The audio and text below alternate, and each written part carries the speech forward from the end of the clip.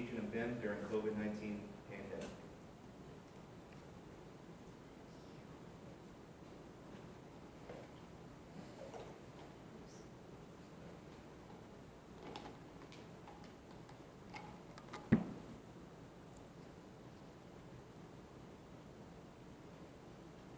Hello, good morning to you all.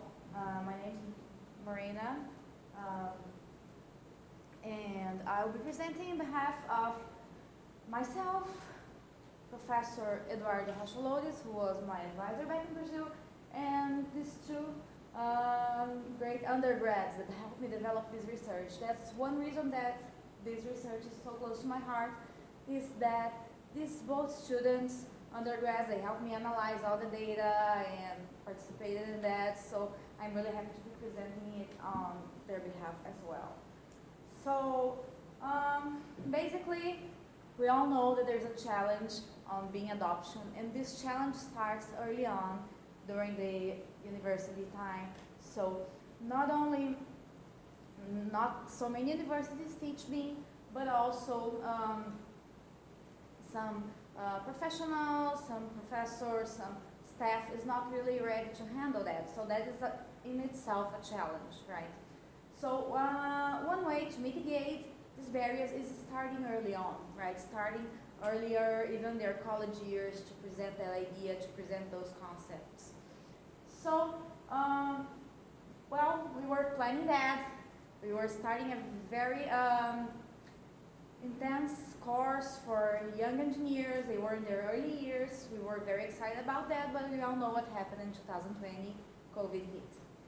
So, well, we were not so scared because we thought, well, BIM is an adequate content to be presented online.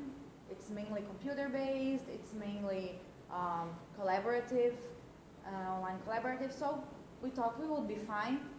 So we moved on our course to the online method. So we had some issues that we'll discuss later, but basically we had the main challenge that we faced was hardware, not only for the students that did not have the hardware, but students who couldn't properly configure their hardware, configure their software, and that was our main challenge, but we'll get to that a little bit later. So we decided to start teaching online anyways.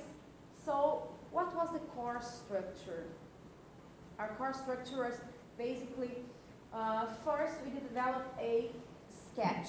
Yeah. So these were lucky, this part of the sketch, the collaborative sketch, hand-drawn sketch, was done still before the pandemic hit. So basically got to that part in local. After that, we started modeling our digital twin and extracting the quantities and the details. So that was the part when we started online. Like we severed our presential classes right here, right? So the perfect time to start, right? So basically, we extracted the quantities, developed the model, extracted the details, and so on. And the main challenge here is that later, based on that, we were going to develop a tiny construction model, but not like a maquette. We wanted to do it like a real life, but small. So basically, we had these little bricks made, little roof rafters, little shingles, everything, and the students were basically going to build the model in a small scale. That was a challenge of itself, but it's not really encompassed here in our BIM main objective, but we can talk a little bit about that.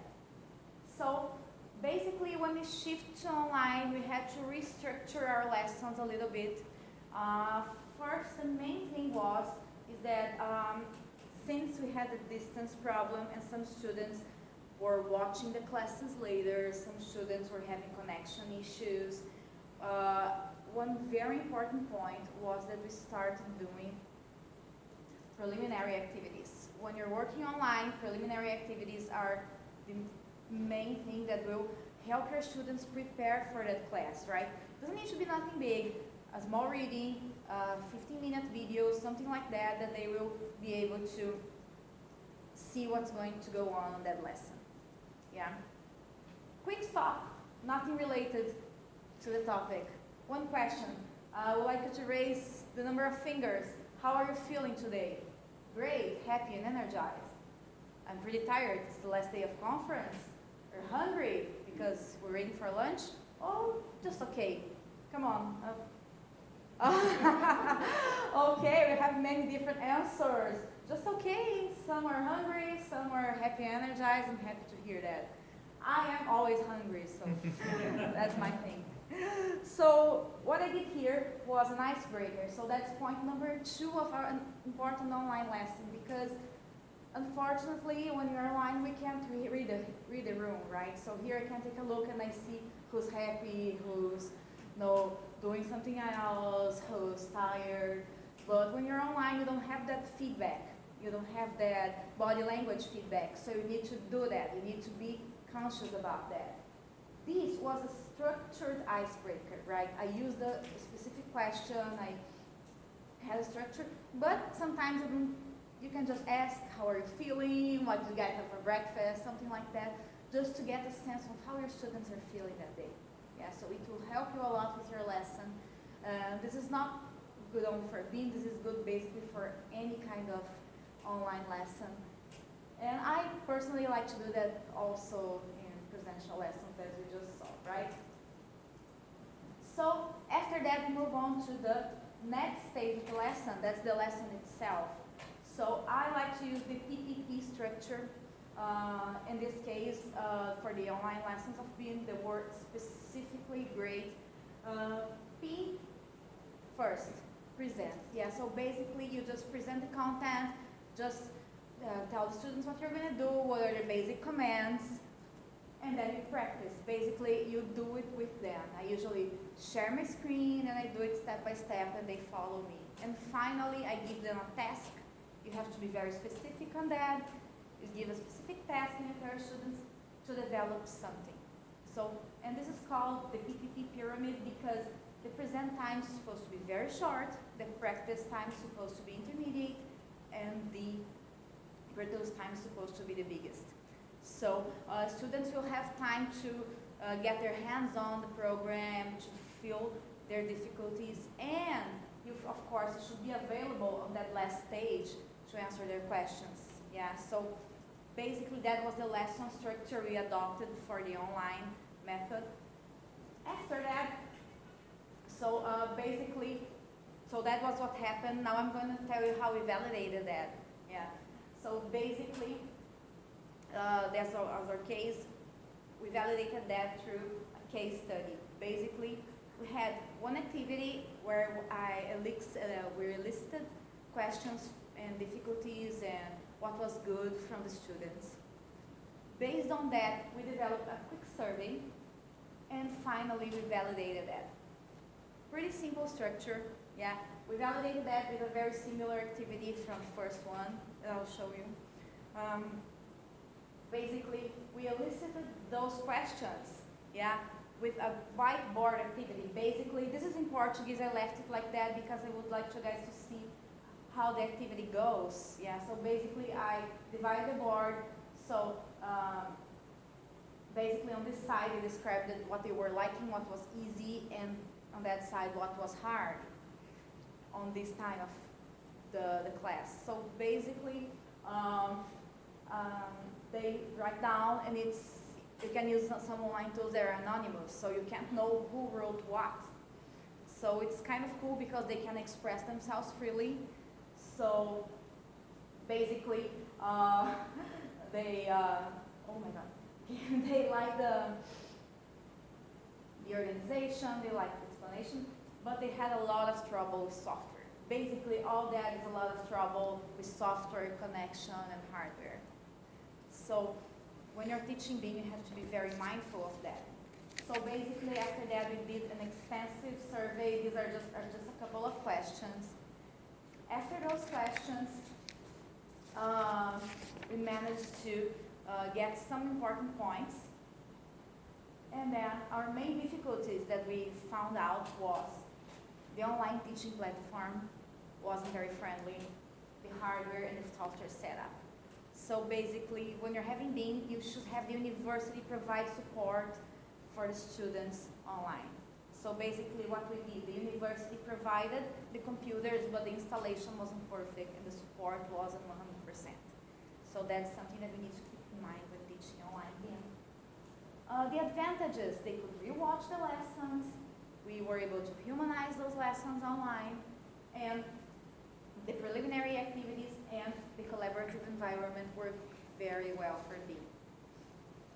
So later we validated that with a similar activity, so what's easy, what difficulties we solved, and what difficulties remain.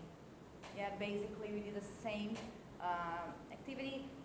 This kind of activity is cool because they get to underline and draw and doodle and express themselves more freely. So this is the human part of the BIM teaching, yeah? So basically, BIM can be very productive online for teaching if you use the PPP method, but we have to be mindful of the hardware and software difficulties linked to that. So those are my references, and thank you for listening. Any questions?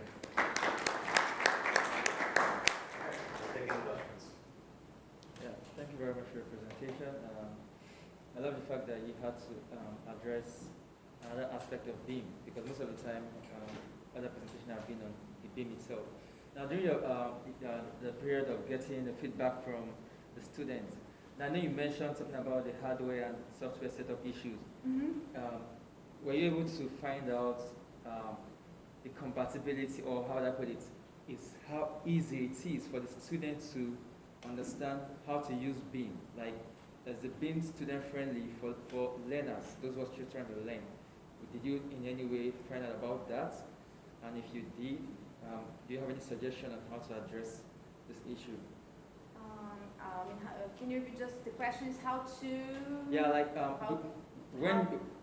did any of the students in any time complain that, oh, using BIM is difficult, it's difficult to learn how to use BIM? Oh, okay. Yeah. Actually, this was, I applied these to undergrad students, Yeah. and I applied this to postgrad students. And it was interesting because for the undergrad students, most of them reported being very easy because they are the digital generation. The postgrad students had more difficulty because they are not so digitalized. Okay. So basically, most of the undergrads said, I could do this online every day, you know, I could keep learning being online every day, but the postgrads not so much. Thank you. Any other questions? Yeah. Go ahead. I'll get on that. So I have a few, so one by one. So this online class is for architecture modeling, architecture 3D modeling. Yeah, we basically did architectural modeling. Yeah. Okay. And I'm also teaching building information modeling. And I'm using the Revit software. I think you are also using it, right? Yeah. And I have a couple of challenges actually. So the students, some students, they are in PC, like Windows version. They can easily download it, software control it. Be 1 year. But I have challenge for the Mac user. You know the Mac, right? Yeah. That's So your student use Mac or they don't? okay. That was a first day conversation in our class. So basically, I had a couple of Mac users, and basically I told them either you can do a boot camp and install Windows on your Mac, which they don't like. Huh? Boot camp, yeah. A boot camp is called when you install Windows on your Mac and then you can use Revit. But that's not the best solution, yeah. It's not a 100% solution. So most of those students, they borrow the computer from the university.